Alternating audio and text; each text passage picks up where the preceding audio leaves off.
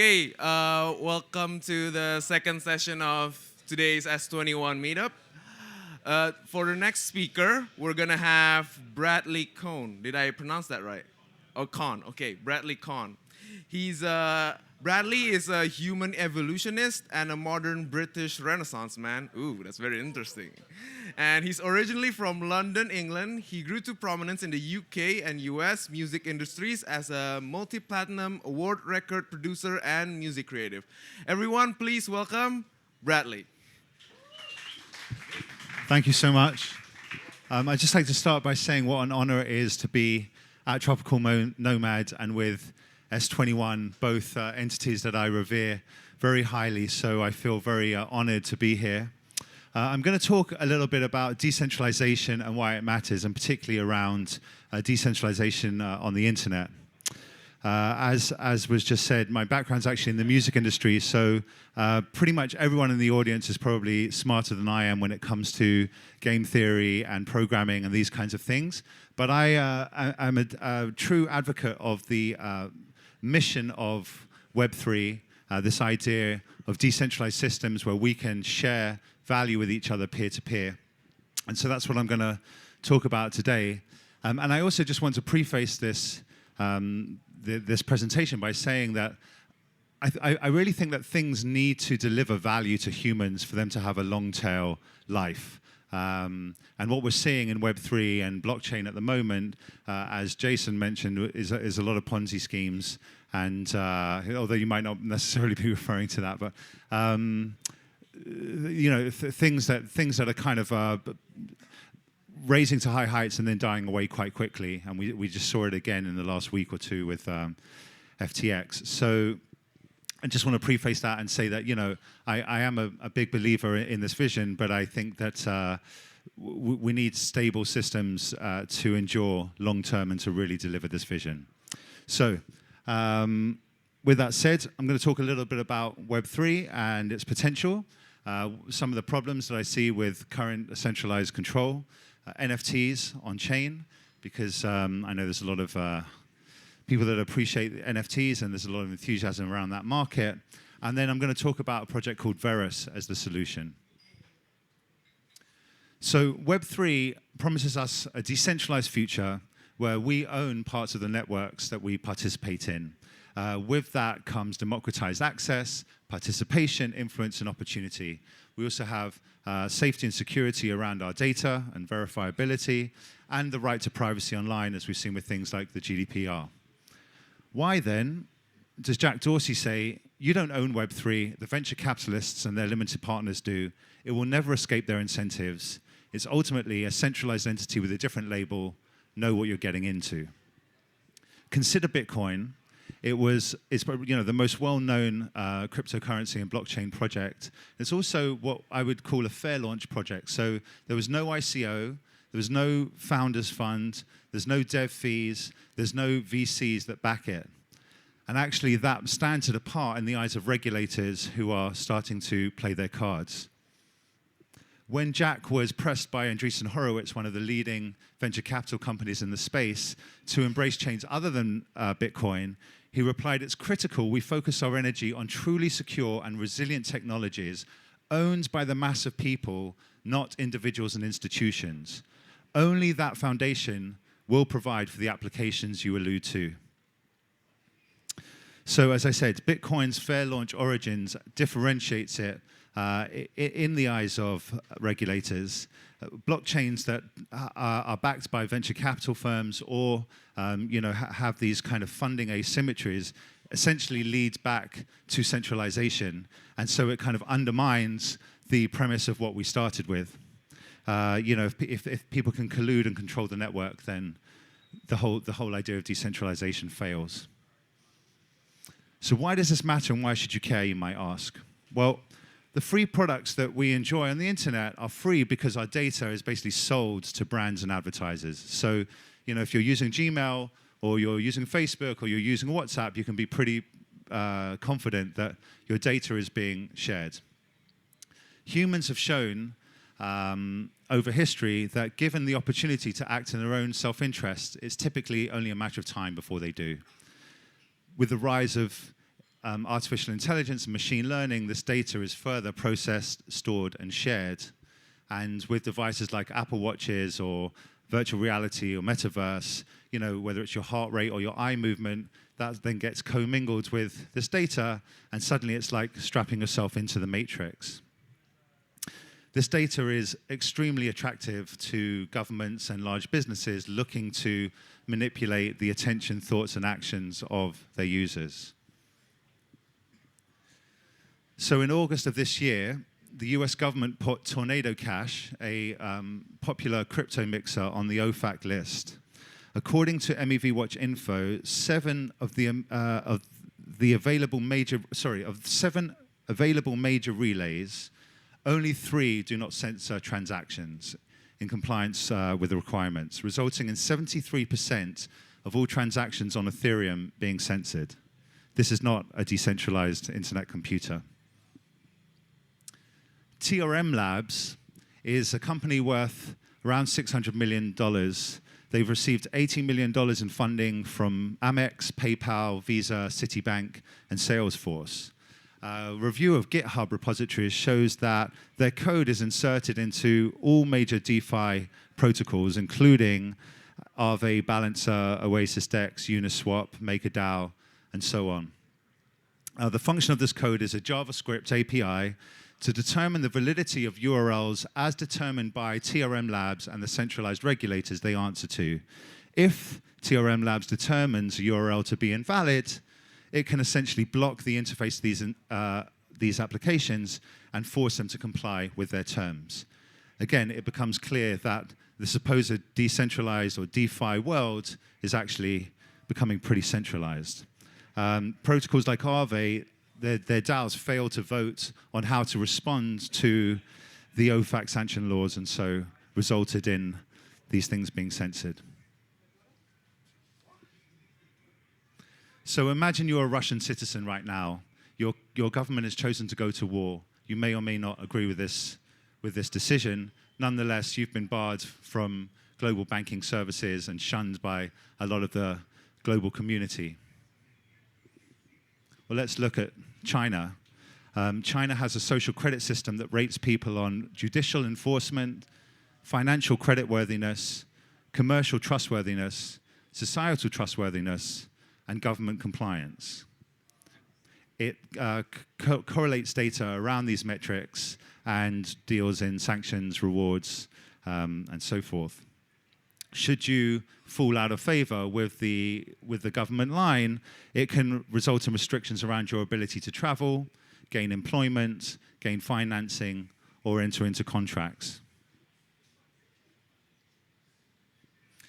NFTs are said to give users the opportunity to own media on a blockchain, whether that's art, music, access passes, videos, tokens, what have you. All blockchains, like Ethereum, interact with these dApps via either Infura or Alchemy. Blockchains like Ethereum interact with these dApps through Infura or Alchemy. Even if you're connecting through MetaMask, it's still connecting through these two applications.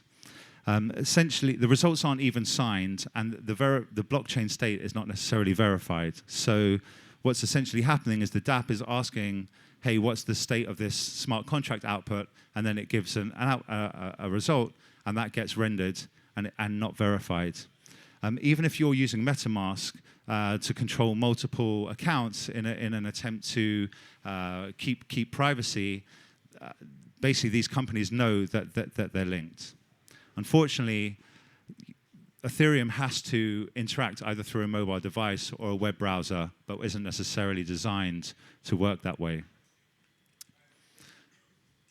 So there's all this work that's gone into creating fancy blockchains with, distributed, trustless consensus mechanisms, and yet they all basically interact with the same two companies to get their information. Most people, when they think of NFTs, they think that they're buying a piece of art or what have you on a blockchain, but actually it's quite expensive to store media on a blockchain typically. And so what happens is you're usually getting a URL that points to that media on a server somewhere else. If that server gets compromised, somebody acquires the domain name or somebody else has access to it, they can change the metadata or even the underlying media. Furthermore, while on the subject of decentralization, everything basically goes through the OpenSea API. If OpenSea sees that you violate their terms of service, they can remove the NFT from their platform, and essentially it then removes from your wallet as well. So it doesn't matter that you own an NFT somewhere on a blockchain because, as I said, you're generally just interfacing through the OpenSea API. So it seems that most participants either don't know about this or don't care. And I think that actually what's driving a lot of behavior are financial motives, referred to often as number goes up.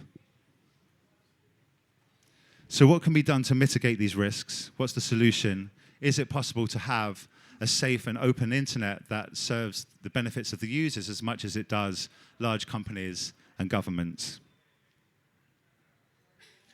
Well, imagine a worldwide network that's as scalable as today's internet, capable of processing financial transactions in dollars, euros, pounds, Bitcoin, Ethereum, custom currencies, or even auto-rebalancing multi-currency baskets, and accounts for all currencies flawlessly. It facilitates the complete safety and security of value, the verification of all real-world actions, and the ability for people to present a verifiable reflection of the sum of their lifetime experiences.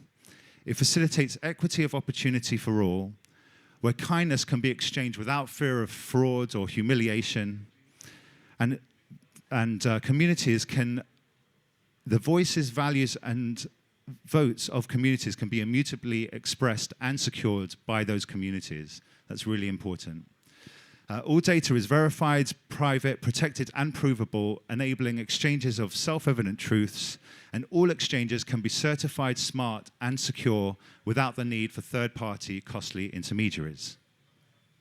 This protocol is called Verus, which means truth. The network is available to all and is designed to be easily provisioned and secured on mobile phones and home computers. Just this year, Fidelity awarded the project their Inspiration Award. The lead developer was one of 22 technical fellows in the history of Microsoft. He's the founder and architect of .NET. He was dev lead on Windows 95, and so is no stranger to building global scale solutions that are still in use to this day. Like I mentioned with Bitcoin earlier, the project is fair launched as well. So it's credibly neutral. There was no ICO. There was no founders pre-mine, there was no dev fees, there's no VCs that contribute to this project. It's basically people like myself who are community members who have heard about the project, believe in the vision, and donate their time to making it happen.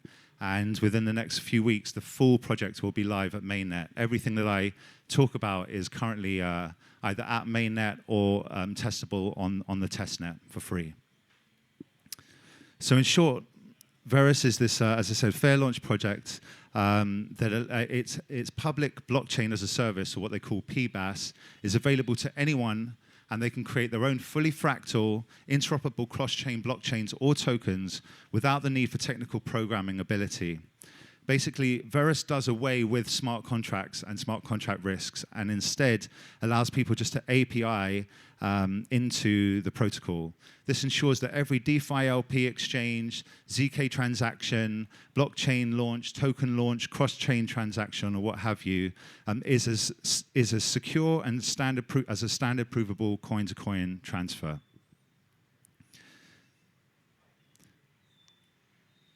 So the blockchain is endowed with a number of features, and I'm going to go through a few of them.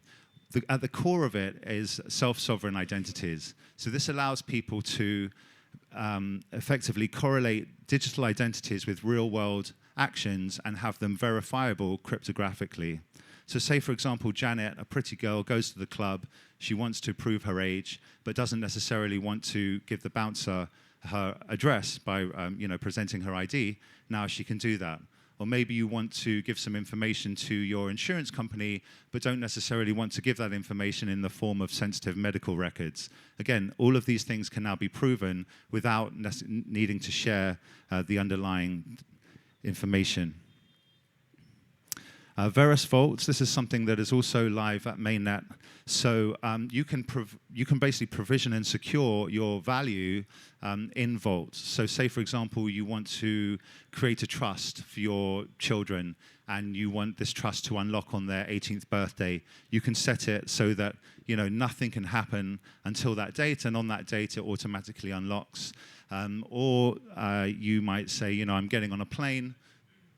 I know I'm not going to want to touch my wallet for 24 hours. You can set it so that that's the case, and then you can unlock it and set a, say, 2-hour delay so that you know that in the time between landing at the airport and arriving at your hotel, your value is safe. This is also, incidentally, how they help deal with the private key problem. So basically, you can recover private keys to wallets.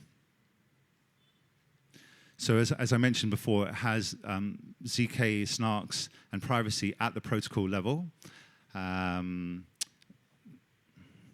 of info on that.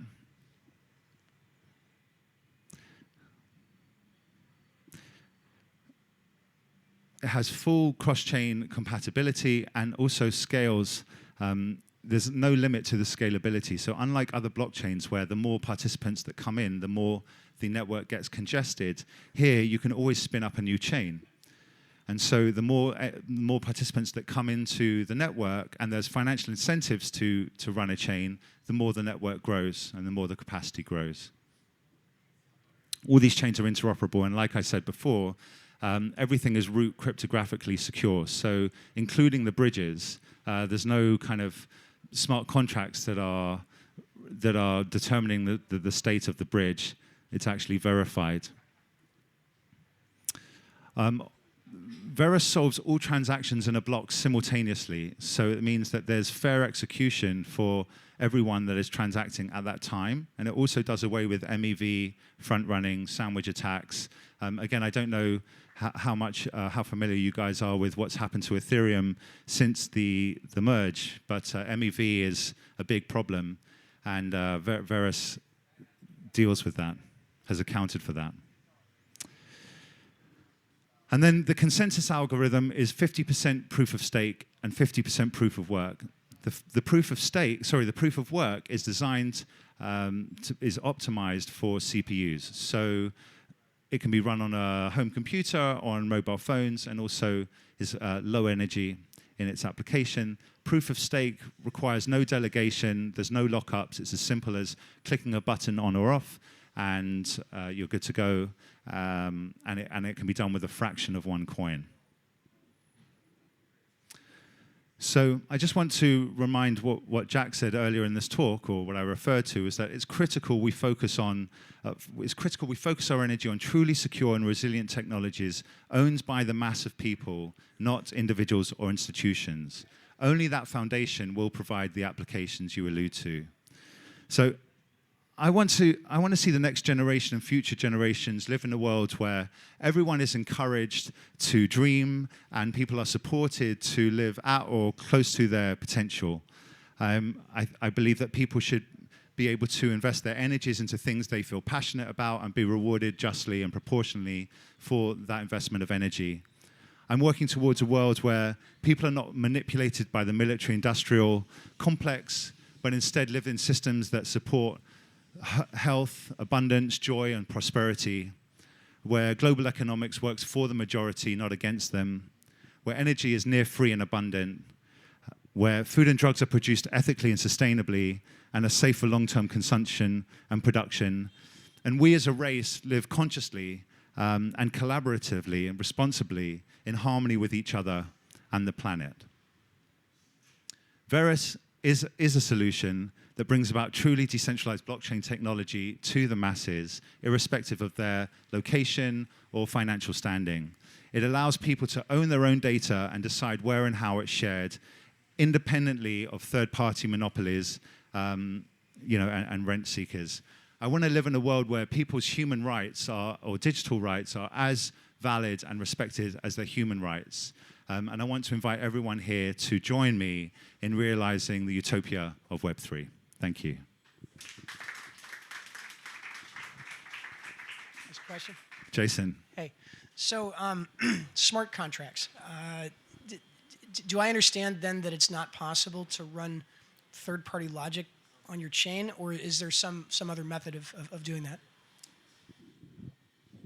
So all the primitives, I would say 95% of the primitives that we believe are necessary for this decentralized internet are at the already in the protocol. And if there are good ideas that aren't provided for currently, they can be submitted to code review and kind of later implemented. But you've got DeFi, you've got identities, you've got AMMs, you've got I mean, there's a whole, the whole thing's been kind of thought out. So if I were to build an application on Verus, I'd use your primitives and I'd glue them together on my front end. That's correct. Gotcha. Yeah, so it's like it's a back end essentially that you do API into. Please. What kind of interoperability and bridging is there to other blockchains? Yeah, great question. So, as I said, 80% of the protocol is already live at mainnet. The last two pieces to go to mainnet, which should be there in the next week or so, certainly by the end of the month, I'm hoping, is an Ethereum bridge and what I mentioned, PBaaS, public blockchain as a service, and that's the ability to essentially launch your own blockchains. So at the moment, you've got identities, there's the vaults, there's all these things, but it's kind of in a closed environment. And having the Ethereum bridge, which, as I said as well, is root cryptographically secure on both sides, will allow liquidity and interoperability into the Ethereum ecosystem, which obviously touches most other blockchain ecosystems. But anyone can build a bridge to Verus, and once they do, they have full interoperability with this level of security to any chain that Verus touches.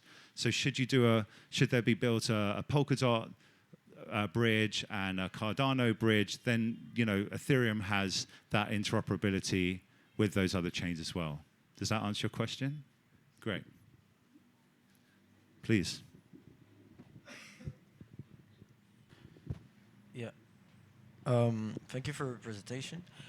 I would disagree with you on the point that you made about decentralization and the case for Tornado Cash. Most of the nodes, yes, are censoring the transactions, but it doesn't change anything about decentralization. Because it is basically decentralized because each node can make the choice of deciding to not let these transactions go through. And potentially it can be for many reasons, for example, because they are pressured or anything, And so I feel like centralization, the case that you made about centralization being bad, is interesting for Verus. Potentially you're trying to sell the product. I totally understand, but it is not when you say sell the product, as I said, I'm not getting paid. Oh no, that's not what I'm saying. Okay. It's just that you're showing the value of Verus by taking the opposite, Sure. And just what I'm trying to understand is that everything is not black and white, It's not a Manichaean world. So centralization is not bad in itself. It can be very, very good for a lot of things. For example, Absolutely. security, law, control, being able to safeguard all of this. So yes, definitely. By the way, I'm not a decentralized maxi. What I'm saying is that with regards to our value, I think that people should have the freedom to choose how and where that value is shared. And at the moment, that is taken away from people, and I think it's heading in a very dangerous direction. As I mentioned, when you commingle the data that is already essentially public data with your biometric data, the computer then knows you better than you know yourself, and people are already being manipulated. I mean, if you just think about whether yourself or people have a difficult time with their mobile phone, checking it impulsively on whether it's social media or YouTube or these kinds of things. I mean, these are very crude examples I'm giving, but there are many ways in which our choices are being impacted, and we don't even realize that they are. And it's kind of across the board. So let me just ask my question. So yes, I was making these points because so yes, you were taking this position, and I'm just trying to understand, because I feel that the network right now is like we're trying to build a decentralized world, and I lacked to understand what was the actual like added value of Verus into like the global space, and so that's why. Did I just clear it up, or are you still at a loss? Yeah, I'm still lost. Like, what is the actual added value of this product to the global market? Because you said that it wasn't decentralized, and I think that it's pretty decentralized already. Like the network's pretty decentralized, and you have a lot of things that work pretty well, and a lot of things that you can actually already build on the network. So my question is, like, I didn't really understand. You'd say that chains like Solana or Polkadot are pretty decentralized. Is that your view? No, not especially like these chains, but if you take a chain like Ethereum or like many other chains, like these are chains that are pretty acceptable. And even like if you take chains like Solana, etc., it's not because there's a lot of VCs that back these chains that it means that it's a centralized network. Yeah, I beg to differ. I think that the Tornado Cash, I think, does give it. You said that people have a choice, but if they're legally required, if they're in a jurisdiction where they're legally required to toe the line, they don't have a choice. Your choice is toe the line or shut down. How's that not? Yeah. Well, I mean, we're talking about the US, but I think it has a global impact. But it doesn't. Oh, it's a decentralized project. There's no company, and it's a global community. I think there's 20,000 nodes currently, and anyone can run a node on a computer or a mobile phone. Okay, because to kind of feed off of Paul's point, I'm also very confused about like why you exist in the first place. Because I mean, like there's a lot of chains, and like okay, the fact like I compared it, you in the beginning compared it with Bitcoin. That's more or less like the idea that it's like so decentralized that it's like comparable to Bitcoin in the sense that nobody truly owns it, that, like there's no VCs backing it and so on, which I believe is like the advantage of it, and also like not being in any jurisdiction or like susceptible to any law is also possibly an advantage. Well, I guess we're about to see, comparing like pending regulation and everything. Sure. But yeah, I mean, like we're I think we're both pretty confused. Like like intrinsically, why do you exist? Because Bitcoin doesn't have the smart functionality of virtual machine chains like Ethereum, right? But there's a lot of problems with Ethereum, some of which I've made reference to. I think centralization is a problem for Ethereum. I also think the smart contract vulnerabilities are not going away. And we see billions lost each year in smart contract hacks, in bridge attacks, all these kinds of things. And we can roll our eyes and say, oh, well, it's early technology and we're going to work it out. But even with Aptos and new chains that are coming online, they have maybe more secure languages, but there's still risk there. And so with a solution like this, that risk is basically avoided. Does that answer your question? I mean, it's a fair answer. It doesn't truly answer, but it's a fair answer. Okay, thank you. Sure, and we can talk more afterwards. Absolutely, yeah. And just by the way, as I prefaced at the beginning, I'm not a technical person, but there is a really thriving Discord, and you're all welcome to join and ask any questions that I might not be able to answer. But I'll try my best. I am, and I think I get it.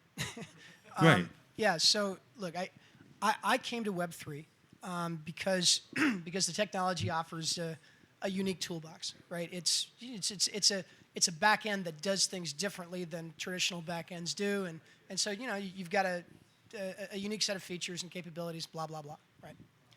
So you guys, I think, if I understand correctly, also offer an unusual, possibly unique set of capabilities, right? Which is that you have rich primitives already on chain, which are accessible via API, So basically, what you've done is I've just dropped a term. You've packaged up some fundamental capabilities that can be managed from the front end without having to go write a smart contract and deal with what can be a mess. That's completely correct. Yeah. And I can see whether or not that works ultimately depends on just how rich your toolbox is, and can I use your toolbox to make the thing I want to make, or do I have to bridge so much stuff on my front end, that I might as well just go write smart contracts? And I don't know the answer to that. Correct. I'd love for you to explore that as well, because this has been designed by some very smart people who have built, as I said, global scale tech before, Yep. Both in the technology field and in finance. So, yeah. So I can see where it provides the advantages of a Bitcoin in that I should say the lack of it's less vulnerable in the same way that Bitcoin is less vulnerable than something driven by smart contracts. That's correct. But at the same time, offers an enhanced set of capabilities. That's correct. And I don't think that's a ridiculous thing, right? It's at least interesting enough to explore. Yeah, I think so. I think that when you look at global brands, I think Starbucks is a great example, right? They have billions in value in their gift cards and in loyalty kind of redemption programs and whatnot. Are they going to trust that value into a third-party dApp on a semi-centralized blockchain and potentially have hundreds of millions sucked out the back door? I just don't think that that brands are going to do it. What Verus enables, which is quite unique from what I understand, is the ability for these brands and communities to run their own circular economies without needing to go through a third party. And that's really interesting. So, creating new blockchains for scalability is what you're mentioning, but isn't that similar to what Cosmos or Polkadot are already doing? I don't think so. I mean, there are differences between both Polkadot and Cosmos. Cosmos uses a SDK, right? And Polkadot has a kind of limited range of people that can become, a limited range of validators and a limited range of people that can run parachains. This is kind of unlimited. Anyone can spin up a chain, and at the moment it costs about $3,000 to have your own fully interoperable, fully fractal blockchain with all the capabilities. Would those each chain also have smart contract capabilities, or? As I said, there are no smart contracts with this. It takes a different approach that was just summarized by Jason. But isn't that going back to the previous generation of blockchains? Because we have Ethereum and all these new blockchains because they are providing programmable money, which was just money in Bitcoin. Yeah. So now we have you still have smart logic with Verus, but it's a safer, more scalable, more decentralized approach. Okay. Does that make sense based on what I've said? So basically, you have smart contract capabilities without actual smart contracts. That's what Jason said. You could build on it applications, but not using smart contracts. It's a different system that's safer and better than smart contracts. He's not a dev, so I mean. Okay. Also, one last question is Please. about the VC. There's no VC money or any sorts of tokens, right? Which are there are tokens. So the entire supply is 83 million coins, of which about 75 million have already been fairly distributed through mining and staking. The largest holder is the founder of Komodo, who runs a super staker network that has 6%. And that's the largest holder. But I want to know about the genesis. So how did that happen without distribution of tokens? It's staking. So if it's something mining and staking. So you can mine the tokens and then stake them. Yeah. Okay. And it was all. It was launched in 2018. It was announced on Bitcoin Talk, and it was open for anyone to just come and who read the vision paper and start mining the chain. And actually, there are people here in Indonesia who take basically broken Android phones with cracked screens and set up little server farms with 30 Android mobile phones and have been mining Verus for a few years. So hold on, this is Yeah. quite confusing what you just said, because you said first of all there's 83 supply million, which I mean, since we're like Satoshi's 21, like I mean, we're not sure why Satoshi picked 21. So the first question is why did you pick 83? But you don't have to. Well, answer I if you didn't don't pick. know. I wasn't around in the project Yeah, then. not you, but like you as like Verus personified. But anyway, so yeah, that's a fair question first. But why have there been 76 million of them already mined? The project's been around for 4.5 years. But it's only on the testnet. no, it's how on, does- no. It was on mainnet from 2018. But you just said it's only on the testnet and I everything said, is like I in said 2 80. weeks. I said 80% of it is at mainnet, and I said there's the Ethereum bridge and PBAS is coming to mainnet in the next few weeks. This is very confusing and very wrong in my opinion. That 76 million of the, I mean, that's basically like 85% of the whole supply has already been mined after the first 4 years. I mean, like, how does this work and why is this fair? Like, you know, I mean, like he said, he did mention that it's actually like, it's basically like VC, you know, like if you're an early adopter, basically, you hold most of the supply, so you basically got, you As know. I said, the largest holder holds 6%, and it's nothing to do with the. But still, like tokens are like not necessarily evenly distributed, but they're already out there, which is like making it hard for new people to come in because and it's just weird, you know, like. Well, it's a near five. It's a near 5-year-old project. Yeah, it's hard. It's hard. Why, to mine. why is that problematic So- if it's a 5-year-old project that, you know, people have been coming to it, discovering it, getting involved? Because 85% of it has already been mined, which basically means that there's fewer and fewer returns. There's a halving. I mean, there's a halving happening before the end of this year.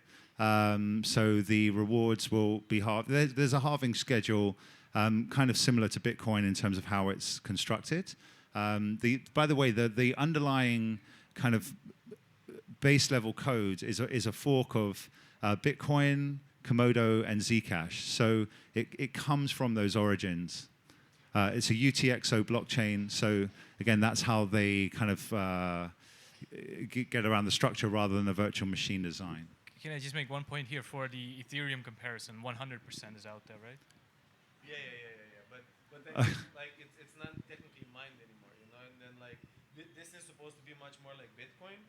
So I mean, like it having been out already, and I haven't checked honestly the value of Versus, but like there is no necessarily incentive to like join the network. I'm finding it hard personally to understand the point of why would I use this, and I'm trying. Yeah. I'm So trying.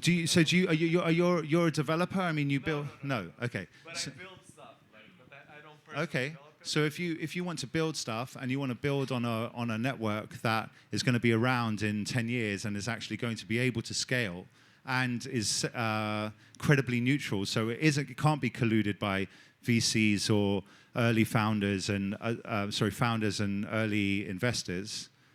This is a solution. I'm not saying that this is going to be the only solution.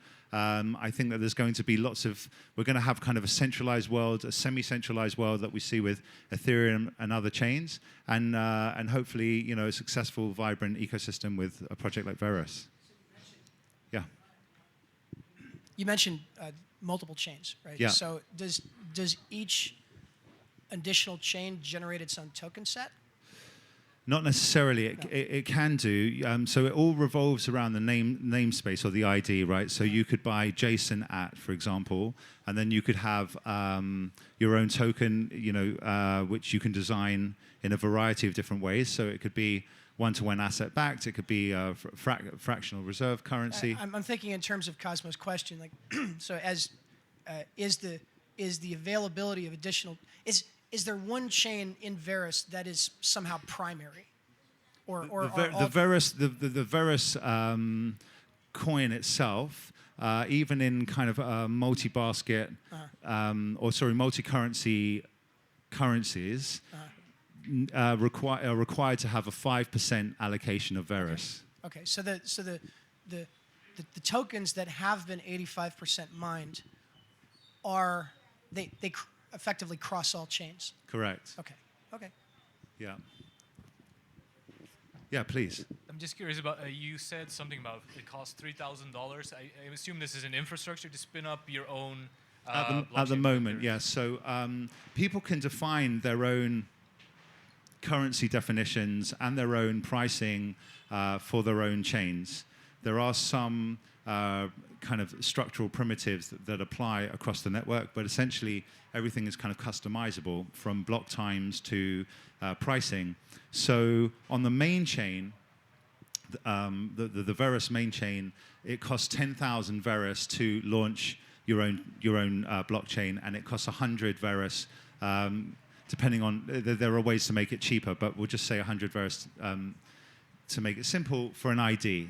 Right now, for example, there is a prominent builder in the space who is looking to facilitate global scale commerce and allow brands to run their own kind of circular economies like I was talking about before, and he wants to issue IDs for $1 or less. So, you could have whatever, Mike at Nike or Nike.Mike or whatever, and you'd be able to get that, and you could receive that in a variety of different ways, from a QR code or a USB stick or something like that. But on the main chain, which will be kind of the premium chain, that the cost is 10,000 Verus, and Verus is currently around 35 cents. So yeah.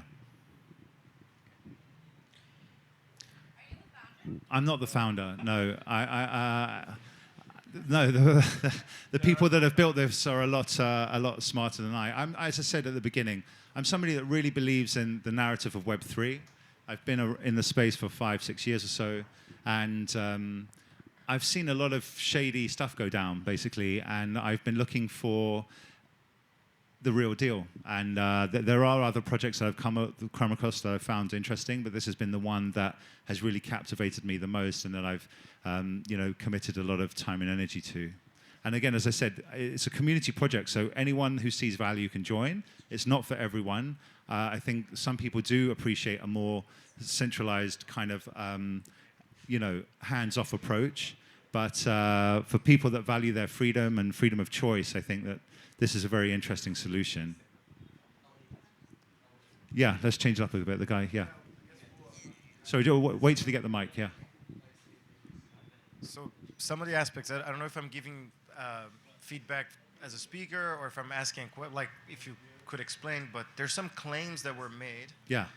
But basically, this solves some of the most confounding problems that everyone is dealing with. One of them that you mentioned is identity and Sybil resistance and things like this. Yeah. And it just says it so trivially, like, oh yeah, we just fixed all these things. Yeah.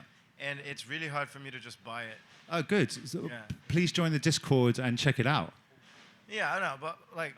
So hold on. So it's really interesting. So for the gentleman in the shirt.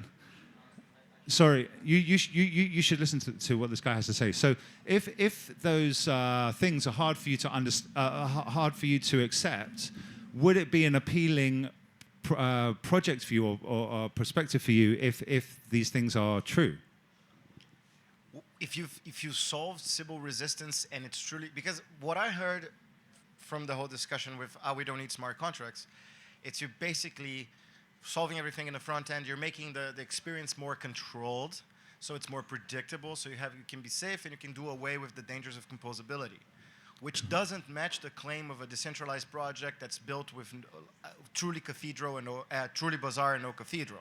I can't see how you can get to one through the. I'm sorry. What was that reference you made? The cathedral versus the bazaar. So let's say Microsoft builds code in the cathedral way. It's top-down, waterfall management kind of thing. Yeah. Where the bazaar is a bunch of people just talking to each other and doing whatever they feel like they're doing, and having the pluralist-sided game theoretical warfare that the other gentleman Jason was talking about.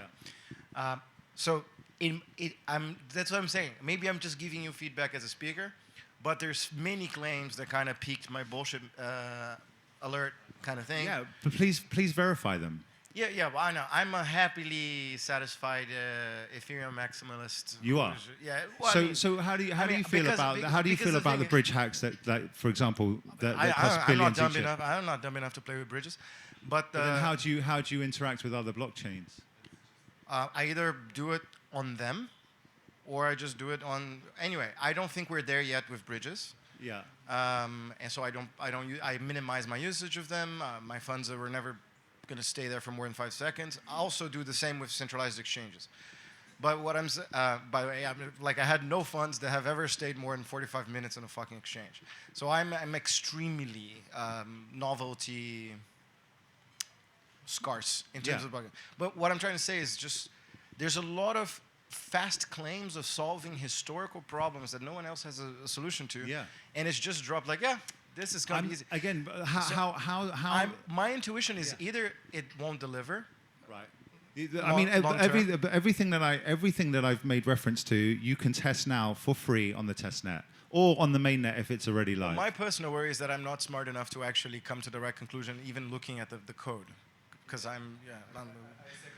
but what I was gonna say is, as a speaker, be ready for people who have been around. Well, my expectations, and I'm not saying I'm right, is that either it won't deliver. And of course, only the usage of thousands of people is actually going to show where the flaws in the concept are. Yeah. Or I will find centralization eventually somewhere, either by a flaw of game design that will lead to centralization, which is what kind of made. Sorry, I don't mean it in a derogatory. The guy with the mustache, like peaked him almost to the point where like his veins were popping in the, right? So I'm just trying to say there's quite a few of those things in this presentation that you might want to iron out or sort of prepare for, especially people who, like you, are actually looking for the real thing or have kind of found, like, understood that there's a natural component for people looking for material dominance. And, like, I think the state of Ethereum that we're looking at is not unnatural that it would happen. I'm not saying it's unnatural, but I don't know that it's necessarily sustainable. I understand. All I'm trying to deliver to you, and I don't think you have to fix it, is that I felt seduced and not informed. And my personal reaction is to say, well, fuck off. Well, as I said, I would urge you to verify the claims because I think you might be pleasantly surprised. If you're not able to do it, then I don't know what to say. I mean, as I said, I did try to say that I'm not a tech. Say again? No problem. You won't be the only one. I have one question. Yeah. When's this going to the moon? What time do I can't need to answer buy that, but I mean, I will say that it's been gaining on Bitcoin. Like it's been positive relative to Bitcoin over the last few weeks, and people are aware that the big kind of mainnet upgrade is coming. There's going to be a lot of activity launching on the chain. I think that it's a slow burn, to be honest. I think it's going to be a year as these kind of projects kind of initiate and take hold and grow, and our partnerships start to play out. But I think it's a very interesting. I think it's a very interesting project. All right, I'll check it out. Cool. So looking in CoinMarketCap, because we just looked on CoinMarketCap. Yeah. And like you're like only on BitGex and on like another like exchange, like I mean you're not necessarily on exchanges where it's like easily accessible for people, not you personally, like Verus. And that was another red flag for me because usually like I mean I'm not sure if you didn't apply to be on other chains or if they didn't accept you, or on other exchanges or if they didn't accept you, but that's usually like another sentiment of like, okay, if other like experts, because I don't necessarily consider myself an expert, you know. This is the road you're going down is a very common. I'm gonna moderate. Sorry. So first of all, you're almost making it ad hominem, which is against the whole thing. It is not really like him, like. You are not even on this, like, it's not the way we ask questions, okay, right? You know it very well, okay. And another thing, I think maybe you should highlight the point where, like, how the business development and everything is happening, and as part of the whole decentralization of it. So there's no active team, as far as I know, who's like taking care of the listings and everything, which was the case for Bitcoin also. So just to talk about the listings, I mean, firstly, it's a point that comes up a lot. Secondly, for any listing to take place, basically community members would agree to proceed with a listing, usually it requires a certain amount of capital to facilitate a listing, quite a lot, right? And there's been some that we've done in the past that have worked out very badly, that the exchanges didn't deliver on, what they promised, and also the kind of net result has not been what the community deems as valuable, when at this next upgrade, you'll be able to basically exchange any tokens natively in the wallet, in the Verus wallet, for 0.025% per side, which is cheaper than almost anywhere. So people are like, fuck it, we don't need the exchanges. Like, people will see the benefit, and the hope is that as the project builds, exchanges will want to have the project listed, and then it's a different kind of come from. Yeah, there's a lot of people that will look at the token price and make assertions based on the token price history or the number of exchanges that it's listed on. What you have to remember is this is a project that's been quietly building with no VC money to go and shout about it, or to go and pay $1 million to Binance and $1 million to Coinbase or what have you to get listed on these various things. And instead they're like, we're going to build technology that can potentially be used for decades. And when it's ready, people will find out about it, and that's been the approach. I mean, I'm actually somebody that believes there should be more marketing around the project, but there's limited resources, and people want to put it towards development. And I understand that, under-promising and over-delivering is a more exciting prospect than the rest of the market that has kind of over-promised and so far not delivered. I'm just going to also ask one thing, like, since it came to that, like, about the civil resistance. As far as I know, there's no 100% on-chain, decentralized civil resistance solution. That's why this is, like, this sort of sovereign identity solutions can be considered as close as you can get to that, basically, right? Okay, please.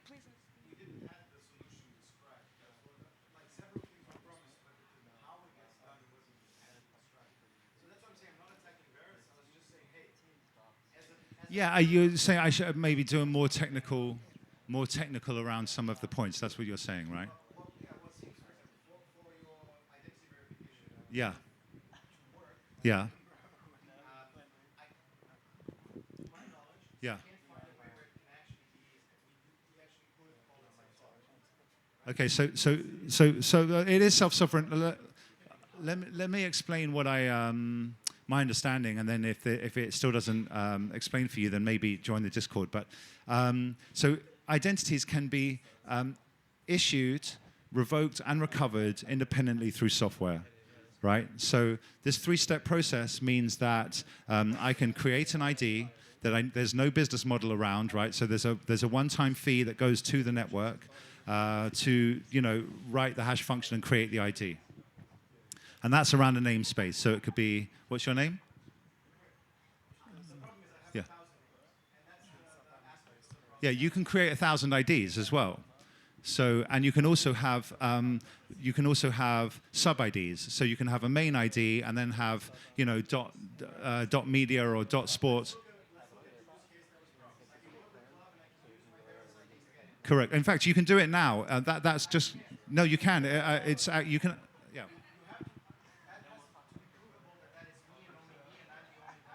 Yeah. It's through attestation. So all your real world actions. As I said, this has ZK. This has zero knowledge proofs at the protocol level, right? And there are attestations, so you can prove with cryptographically that you are here in Bali, or have a bank account with Chase Manhattan, or whatever it is you want to prove, and you can prove that independently of showing the underlying document. Yeah.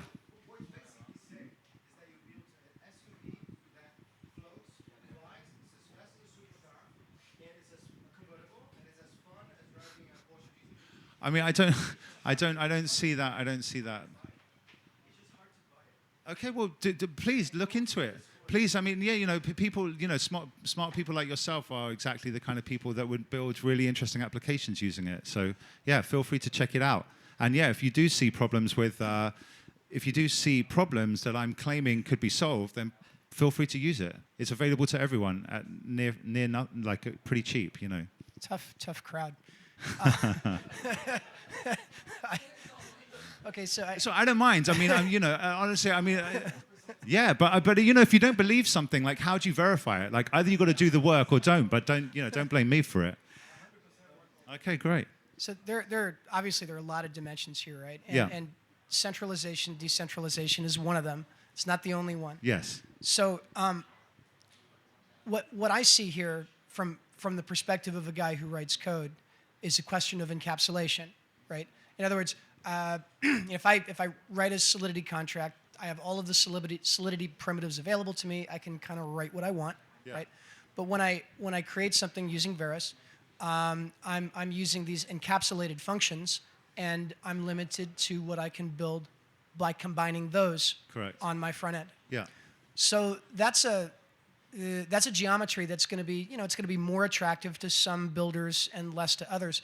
And so I'm a little curious. You guys have been around for a while, and you have a number of people using your protocol.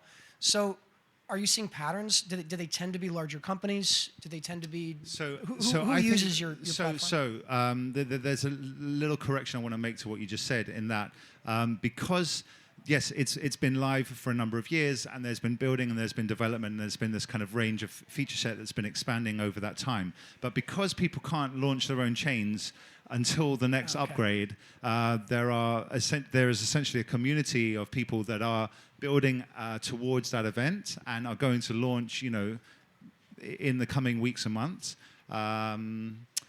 But actually, to fully answer your question in terms of who's using it and what are the biggest use cases and whatnot, that I can't say yet. So you don't, at this point, you haven't really yet been adopted by sort of commercial enterprises. Correct. These are enthusiasts as I said, who are, there's Fidelity that we have this. We won the award from. There's a relationship there. There are other kind of large-scale companies that we're in discussions with, or that are seeking to work with us. But all of that, I can't really. They're not running in production yet. No, correct. Gotcha. It's early. I mean, it's early. But then I would argue that Web3 is early, and so far, again, the gentleman in the back might differ, but or claim differently. But I would argue that it doesn't work properly, and isn't really that safe, and isn't going to scale properly, and also is pretty predatory. The fact that MEV has just been assumed as this thing that, oh yeah, it's just like something that we're going to deal. We're just going to accept it, or smart contract risk or bridge risks. These are just things that, oh, you just got to live with it. Like, I just don't think that's going to fly. That's my 2 cents. Maybe you see it differently. Please. If you have no incentive to do this, I have a lot of respect for you, because you're really congratulations, because you're getting a lot of heat on your back, really, but you don't deserve it. But what you did was really great, and we need to remember that people like that were the ones selling Bitcoins like fucking 12 years ago, and they were like 10 fuckers in the room putting heat on their backs, like, yeah, but the financial system, but this, but that, but decentralization, and see what it is today. And we're all here because of that. So if you have no incentive and you're honest and all of that, really, congratulations. Thank you. I'll take it. I also second that. Yeah. I mean, thank you. GG, bro. Thank you. And as I said at the beginning, it's surreal. It is an honor to be here, and I appreciate that I'm in a room with a lot of very smart people, and I really appreciate S21, Melissa, and Gaurav and her crew, and I really appreciate Ichi and what he does and brings together people here. So thank you for having me, and as I said, I'm happy to field any questions I can, and for those that maybe I don't have the technical prowess for, please do join the Discord. People will be happy to answer any questions you have. Thank you.